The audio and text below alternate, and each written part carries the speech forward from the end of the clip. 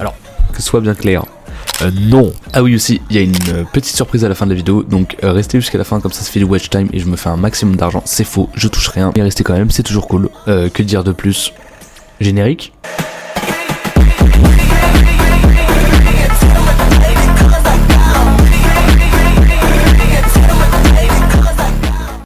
Si je regarde vite fait, ouais.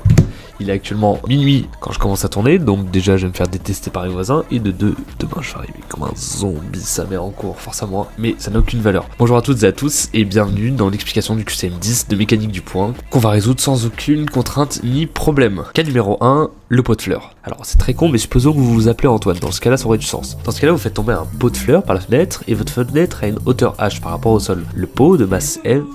Putain frère, je suis en train d'enregistrer ta grand-mère. On va continuer la vidéo du coup avec JB. Le pot de masse M touche le sol avec une vitesse V. On donne M est égal à 1800 grammes, H est égal à 10,4 mètres et G est égal à 9,8 mètres par seconde carré. Et on demande que vaut la vitesse V.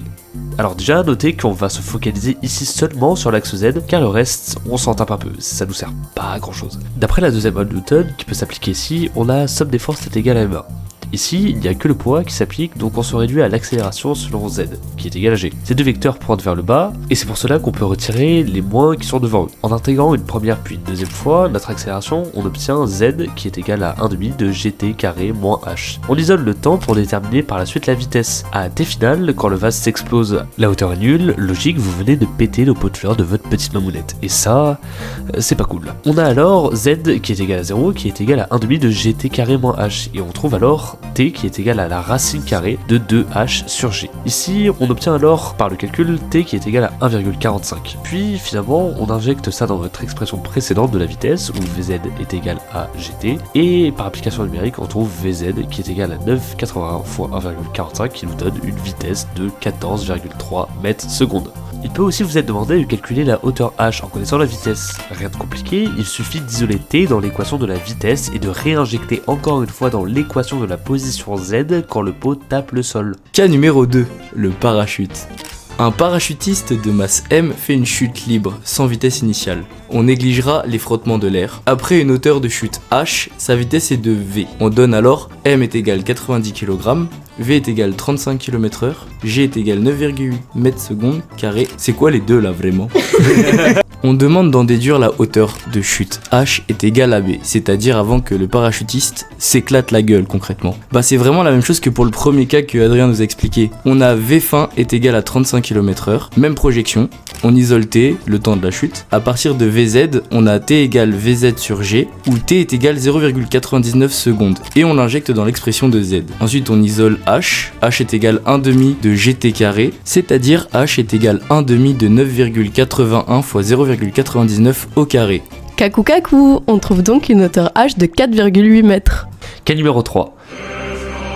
Bon, il en fallait au moins un pet de couille. Alors, on considère un solide ponctuel de masse M glissant sans vitesse initiale à partir du point A sur un quart de cercle vertical de rayon R et prolongé par une piste horizontale BC de longueur mu, caractérisée par une force de frottement F qui est égale à FR, avec R la réaction normale entre le support et le solide. Le solide M continue son trajet et percute alors un ressort de raideur K qu'il comprime de X. On donne M est égal à 1200 grammes, R est égal à 1,3 mètres, mu vaut 3 mètres, K est égal à 10 Newton par mètre, F est égal à 0,25, X est égal à 18 cm et G est égal à 9,8 mètres par seconde carré. Et on demande, après avoir calculé VB, la vitesse que doit avoir la masse au point B et le travail effectué par la force de frottement entre B et C, WBC, pour ensuite déduire la vitesse du solide au point C, VC. Pour commencer, on va déterminer VB. Pour trouver VB, on utilise les données du problème. Il n'y a pas de frottement entre A et B, il y a conservation de l'énergie mécanique cependant, et on note EMA est égal à EMB. En A, on a EMA est égal à ECA plus EPPA, or EVA vaut 0, et donc ECA vaut aussi 0, ce qui nous amène à EMA est égal à EPPA. De l'autre côté, penchons-nous sur EMB. EMB est égal à ECB plus EPPB, mais en B, Z est égal à 0, donc EPPB vaut forcément 0. Et donc, EMB est égal à ECB. En réinjectant dans l'inégalité de départ, on a alors EPPA est égal à ECB, donc MGZA est égal à 1,5 de MVB carré, et ZA vaut R, et ça pour le coup on le voit sur le schéma. On en déduit alors VB est égal à racine de 2GR, qui vaut 5 millisecondes. Étape 2, on trouve le travail entre B et C. D'après le formulaire, on sait que le travail de B vers C des forces est l'intégrale de B vers C des forces entre ces deux points. On sait qu'entre B et C, il n'y a que les frottements. Et on sait que la norme de... Putain, JB, je vais vraiment te niquer. Et on sait que la norme des frottements est F est égale à FR. On applique notre intégrale et on sait que la distance entre B et C est mu. Donc pour la norme de notre travail, on a W de BC qui est égal à FR fois mu, et R, la réaction du support, s'oppose au poids, donc R est égal à mg. On réinjecte et on a alors W de BC qui est égal à F fois mg fois mu. Troisième et dernière étape, trouver VC. D'après le théorème de l'énergie cinétique, on a ECB moins ECC qui est égal à W de BC extérieur plus W de BC intérieur. Mais ici, on s'attarde seulement sur un point. Donc W de BC intérieur est égal à 0. Donc ECB moins ECC est égal à WBC extérieur. Il en découle alors ECB moins ECC est égal à W de BC, celui qu'on a calculé précédemment, et il en découle alors 1 demi de MVC carré est égal à 1 demi de MVB carré moins W de BC. On isole alors VC et on a VC qui est égal à racine carrée de VB carré moins 2 W de BC sur M. Kakou, c'est encore moi. La réponse correcte était donc 3,28 mètres par seconde. Quel numéro 4 Faites ferro la team. Un train de masse M approche de la gare avec une vitesse V. Le conducteur met en action les freins, ce qui exerce sur le train une force constante, de même direction que sa vitesse mais de sens opposé, d'intensité F. On donne M est égal à 550 tonnes, V est égal à 32 km/h, F est égal à 10 kN, G est égal à 9,8 mètres par seconde carré. A l'aide du théorème de l'énergie cinétique, on nous demande de déterminer la distance de freinage D. A l'aide de ce dernier, on pose ECB moins ECA qui est égal à Wxt plus Wint. Or, ECA est égal à W intérieur est égal à 0, car la vitesse finale est nulle, donc ECA est égal à 0, et W intérieur est nul, car le système est fermé.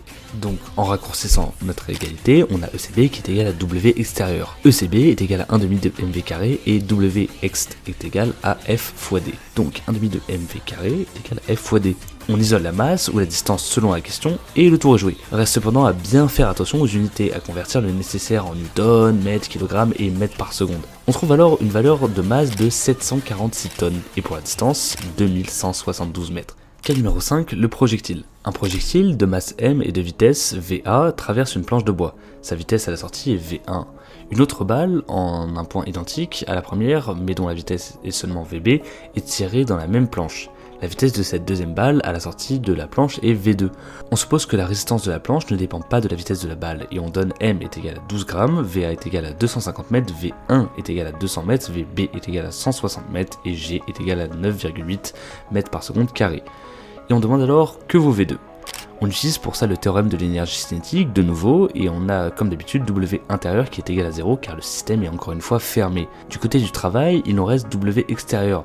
Dans le contexte de l'exercice, on sait que W extérieur de la première balle est égal à W extérieur de la seconde balle. Donc WA extérieur est égal à WB extérieur. On peut transformer à l'aide du théorème de l'énergie cinétique et on obtient ECB1 moins ECB0 est égal à ECA1 moins ECA0 avec respectivement 1 et 0 le temps de la balle lorsqu'elle termine l'expérience ou lorsqu'elle la commence. On transforme l'énergie cinétique en 1 demi de MV carré relativement aux données de l'exercice, puis on simplifie par 1 sur 2 mètres. On obtient V1 carré moins VA carré est égal à V2 carré moins VB carré. On isole comme inconnu V2 et on obtient une belle racine. On injecte les valeurs et le calcul nous retourne 55,7 mètres par seconde.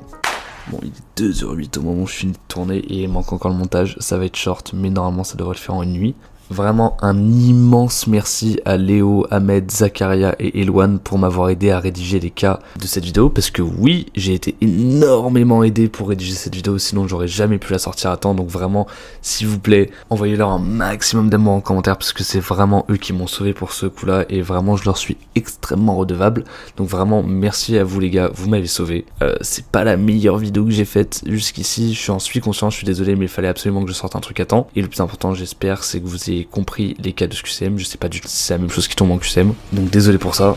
Merci énormément aussi à vous de m'avoir fait confiance jusqu'ici pour tous ces QCM et toutes ces vidéos. Ça a été vraiment un honneur pour moi de pouvoir rendre service à au moins 2-3 personnes. Restez branchés parce que vraiment il y a encore du lourd qui arrive et croyez-moi, ça pourrait vous être utile. Merci de m'avoir écouté jusqu'ici. Pour ceux qui me connaissent pas, je m'appelle Adrien. Prenez soin de vous, de vos proches, on le dira jamais assez. Et d'énormes bisous à la cohorte C.